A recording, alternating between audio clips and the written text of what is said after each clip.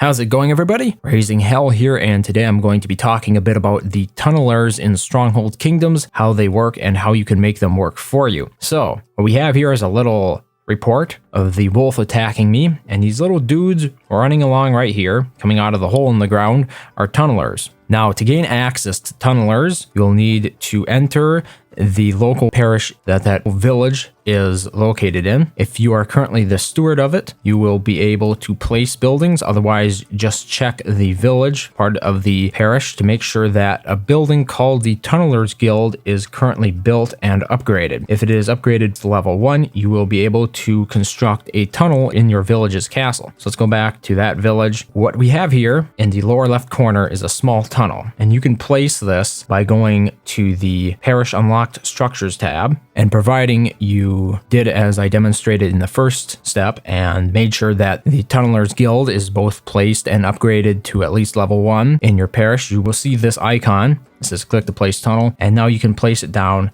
on the ground. You can only place one of them. So even though the game allows you to place a second one, if you place it down and then confirm it, it will simply move the tunnel. Now, I am personally unsure whether or not this is a bug, but what it effectively allows you to do, and this is a pretty cool thing about tunnels, is it allows you to sort of warp the tunnel around the place. So for one attack, if let's say the attacks coming in are not timed too well, for one attack, you're going to have the tunnel here in the front, and then right after that attack completes, a couple seconds later, you have the tunnel right at the back of the castle. So it's really easy to move the tunnel around to help confuse the enemy. And you can take the tunnel and place it on a different area of the castle. That's why I would generally like to put the tunnel in a place that's unexpected. So when it comes to the peasants that come out of the tunnel, the amount of health that they're going to have is predicated on the amount of research you have put or invested into the conscription technology. So if you have fully maxed this technology out, they will have their full 200% health point bonus.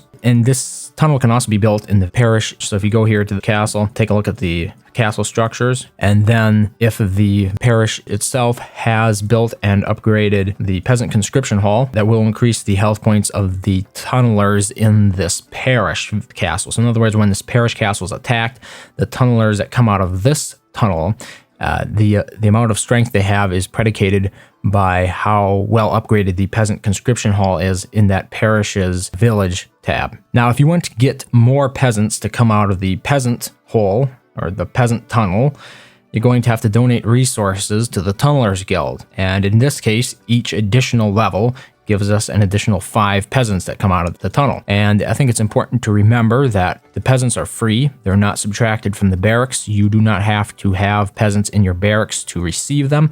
It is entirely predicated on how high of a level the Tunnelers Guild is. So if you have a Tunnelers Guild we're currently getting 50 peasants on level 10. If you have a Tunnelers Guild that does that, it doesn't matter if you have any additional research in the conscription technology completed, or if you have any peasants in your village barracks. So in other words, you don't need peasants hired. You do not need peasants around the campfire.